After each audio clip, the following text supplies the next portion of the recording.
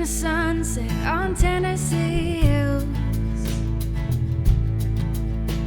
I wish I could capture it, I never will. 'Cause I'm not a painter, can't stay in the lines. Just sitting here sipping on dandelion wine.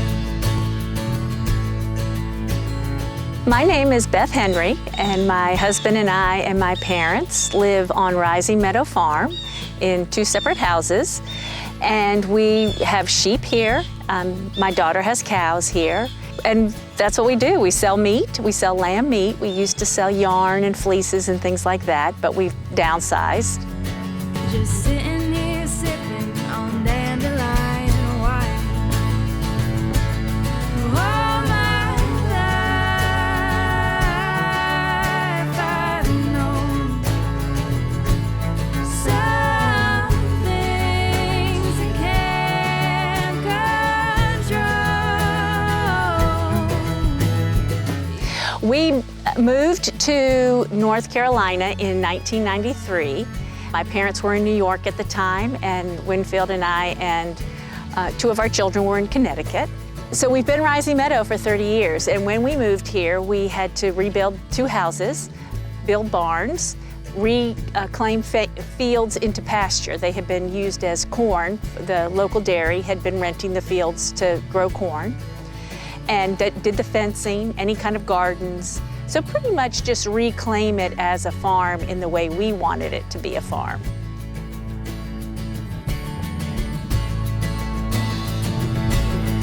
All my life I've known some things you can't control. The reason that we moved to North Carolina was partially because we were all at a standstill with employment and looking for jobs and looking for something different to do. It was sort of a way to change our lifestyle.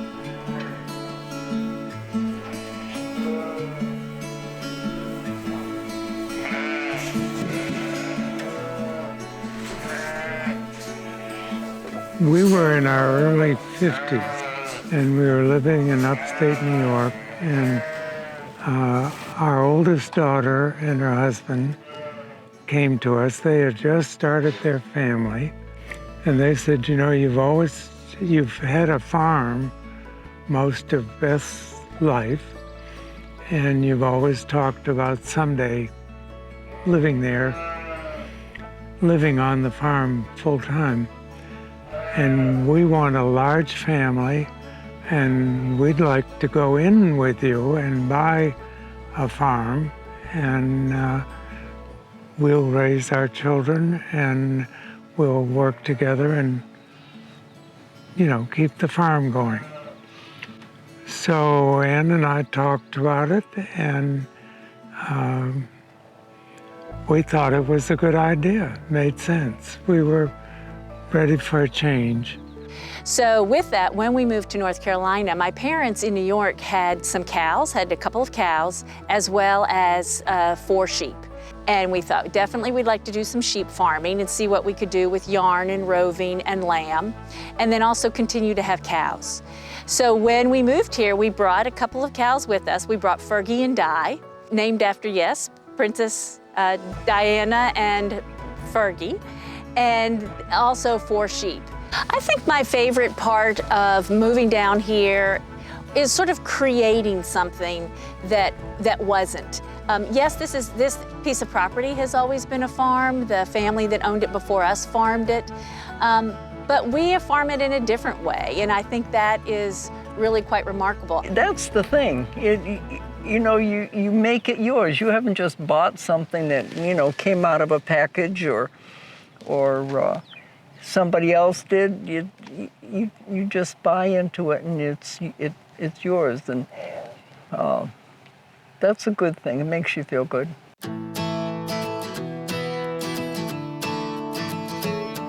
I think you learn a lot from working with animals and working with nature. One of the things that I like about our farm is that we have a variety of animals. And so each one offers a different perspective on life, I guess. Over the course of several years, we've had llamas, we've had alpacas. Of course, we have a Labrador retriever, and she's wonderful. And we have chickens. And we have chickens. So we have fresh eggs. That's good. So we do such a variety. I think that's been my favorite. And I love the lambs. I mean, you know, just babies in general, but you know, little lambs, there's something special. The real excitement of new birth, you know, it's kind of like watching the grass and the flowers and the trees come out and the lambs come. You know, and they bounce around. The lambs have so much fun. And they just, if you come out here at feeding time and the moms are busy feeding and the lambs, they will get their little groups together and they go racing around the pasture. They just, and in the barn and up and down, and they just have the best time. And it's that excitement of new life. I like looking out onto pastures and seeing the animals there. To see them out free, doing their thing, you know, it's just a good feeling. And I think the idea of family and a place to call home. Part of one of the reasons we moved here is for a quality of life. Is, you know, what can we give them and what experiences could they have here that we weren't able to give or wouldn't have been able to give to them living up in Connecticut. Winfield and I have 4 children, and my sister and her family live nearby. They all will come and help do different projects on the farm if we ask or if we need more help. And that is a really wonderful thing. It's really fun to see people come together and get to see each other. And it's, you know, we love getting together at holidays and special events, but it's also really nice just to get together to help each other out. And that's one of the great things of a multi-generational farm. I hear my older children talk about, you know, this is their home. This is where, you know, this is where they grew up, and it was, and their cousins feel that same way about my parents' house and where my parents are. That is a piece of home that they're going to. So it's been a great experience and a great way for us to raise our children.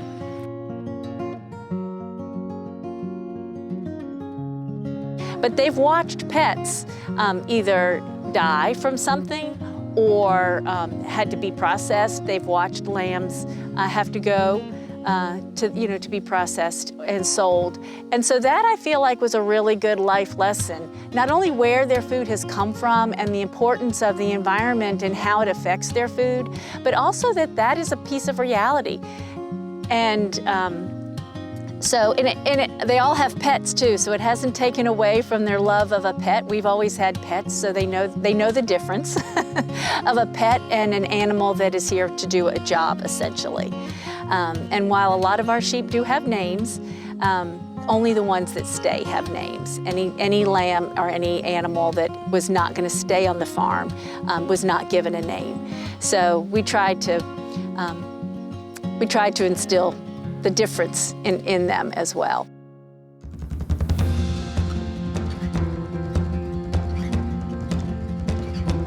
The way we decide to keep sheep and which ones stay and which ones go, first is fleece. We look at their fleece. It's also temperament. It's also a lineage, so that we can use rams more often than just once. And also how many lambs they've had. Are they having trouble lambing? Are they having trouble maintaining a pregnancy or getting pregnant? Are they able to feed their lambs? Do they have good milk production? So they're all considerations like that go into how we determine which ewes are kept. As far as lambs go, it's the same thing. We keep some for replacement so that we don't have to go outside of the farm and bring in new lambs from other places. And rams, same thing. We keep them as replacement, and then as the older ones get too old, we move them on, and then we just use the ones that have been born on the farm. And that way we don't mix lines, and make sure that we're breeding in an honorable, respectful, appropriate way. We've been very fortunate, and pretty much we keep our own stock for replacement, and that ends up being a nice thing, and it's also very healthy for the animals. Right now we have 6 rams out on the pasture. We would have 12, 14 rams, so that you have 2 bloodlines of everything you're breeding. The first breed we had was the Dorset breed. I really like the Dorset breed. They're a calm sheep. They're an easy ewe to have around. They're not really big. Dorset sheep are wonderful. They're kind of like lab dogs. They're just friendly and solid. They're wonderful mothers.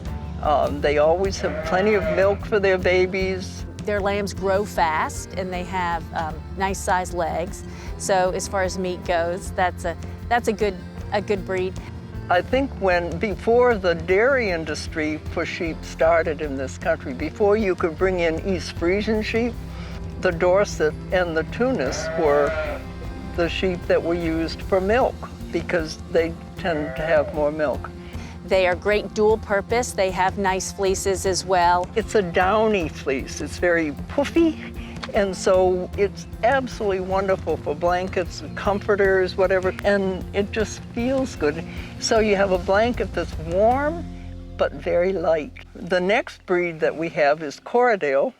They are a combination of Merino and Lincoln. The Merino sheep is a wonderful sheep, but their wool is not, it's very fine and it's not strong. And so by putting the breeds together, they came up with a Corriedale. I think that was done in Australia a number of years back. So the wool is soft and you can wear it next to your skin, but it's strong and you don't wear out the elbows of your sweaters, that kind of thing. It's also a meat wool sheep, and the meat is very good, and they have a nice disposition also. The Corriedale has been really nice, and then the natural colors are so beautiful and so fun. It's fun to watch them change over time. They start off, as dark colors, and as they lighten or become variegated with some dark and light on them, it's just it's a fun. So as far as, there aren't any breeds I don't like, and sheep are like people. They all have different personalities, so you hate to judge them based on what they look like or the kind of wool they have, because there's some great ones out there that may not be the best in the flock, but they're the most wonderful to be around. So.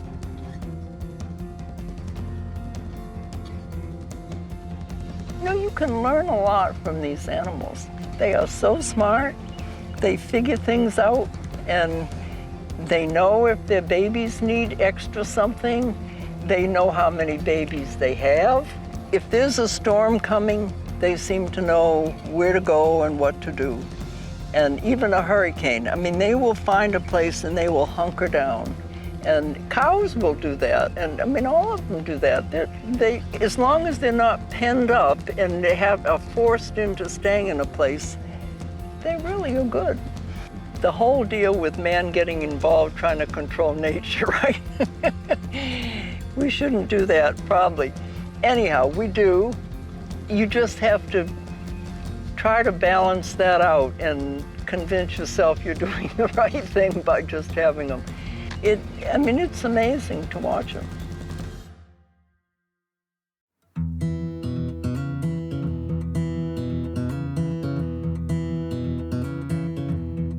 We used to do some events pre-COVID to open it up, to show people this is what we do. We have always loved to have people come to the farm, because if you're going to buy our wool or buy our meat, I want you to see how these animals are raised. It's sort of marketing at its best, because people are seeing where, if they like lamb, they're seeing where the lamb come from, they're seeing where the sheep live. It just makes you feel like what you're eating or what you're working with in wool has some extra value to it because you've seen that part of it. Oh my gosh, she's so cute. There's a people connection in all of that too. There's a feeling about knowing about the place and, oh yes, I know about that, and this is what they do, and people are like that. They really like that feeling, that they've been connected. That's a good feeling. People were invited to come here 3 different times a year, Shearing Day, and we always had a spring open farm, and then fall open farm we had called Farm Fest for years, and people would come.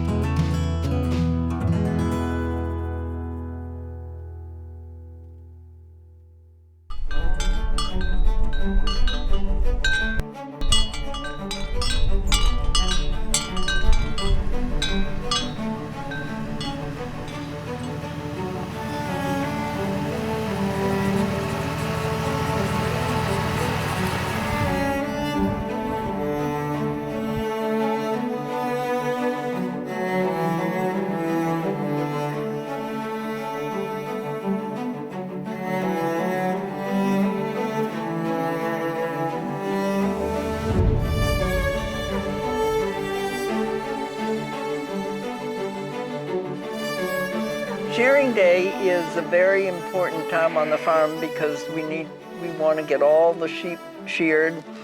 It is wonderful to have them sheared before they lamb, and makes life a lot easier. You can see what's happening with the mother, and then the wool doesn't get yucked up either. We let everybody know when we're going to shear, and we get help from everybody. That's one of the wonderful things. We'll have our children will come back to help out if they're able to, because they all have their separate lives. My sister and her family, the ones that are able to, will come and help.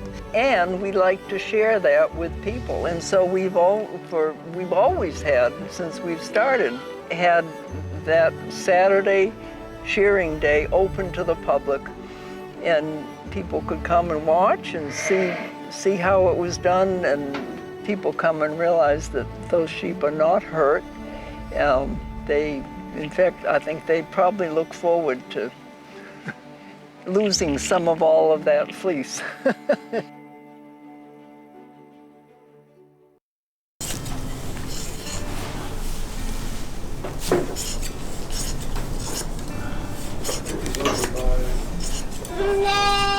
We have Kevin Ford from Massachusetts come down with blade shearing. We have had Kevin Ford shear our sheep since we've been here, since '94. This is my 28th year.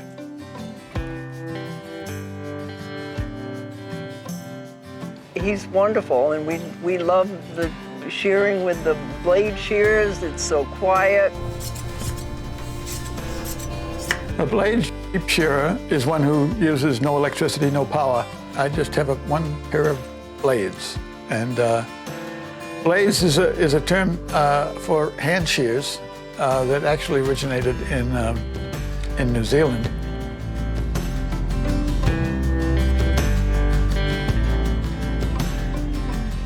The sheep require humans to shear them as part of good husbandry because they no longer can shed their wool. We developed them to grow more wool and then not to be able to shed it. And so they require us, and it's our obligation now, since we've developed them, to hold on to their wool until we shear it, that now we must shear it. It's for their own benefit.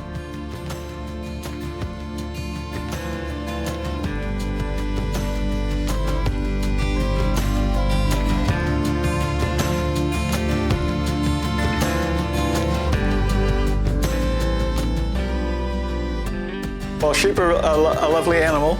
They benefit us remarkably, and we really should respect the animal for all its gifts. It's something that not too many people think much about when they, even those who appreciate a good wool garment, are too distant from the animal to realize what it goes through in its own life to provide us with this remarkable fiber.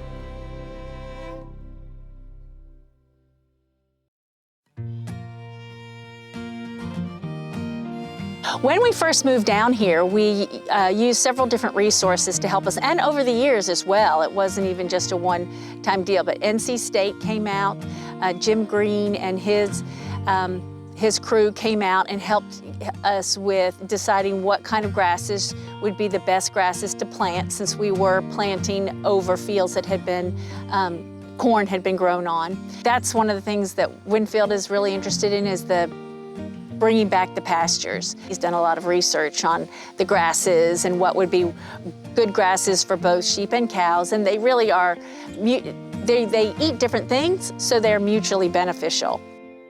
That's sort of like a future thing as we go on. What can we do to make it better? Because you have to always make things better. We also have used the extension agency with the cows, and we're able to use like their chute to help get the cows to put ear tags and things like that in. So we're able to use those resources. We were part of a government resource. We got waterers that don't freeze put in, and neighbors. We have the best neighbors who have been so helpful. Any kind of questions, no matter how silly or how important they were to us, they would come and help us. Williams Dairy, so helpful, everybody there. Anytime we had a problem, or continue to, if we've had an issue, they'll come help us. And that has been, that was instrumental in helping us not only stay here, but be able to be a productive farm.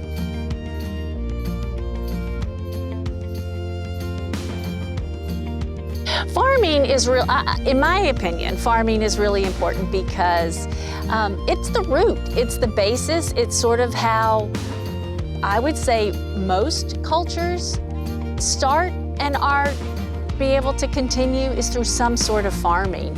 I feel like even if we ever live in space, they're gonna come up with a way to grow things and to have something, because they're gonna need farming. It will look different probably, but it will still be a type of farming. Just like farming in 2021 and all the different types of farms, it's different. It's different than it was in the 1940s. Parts of it are the exact same, but there are parts that are different because we are different and technology is different and what we've learned is different. But it is sort of the heart of humans. Farming is. And whether you don't have to be a farmer, you don't have to live on a farm. If you plant a container tomato, you are doing some sort of farming, because you are doing something that has to do with the root and the heart of your eating. And so I feel like farming is really important in so many different ways.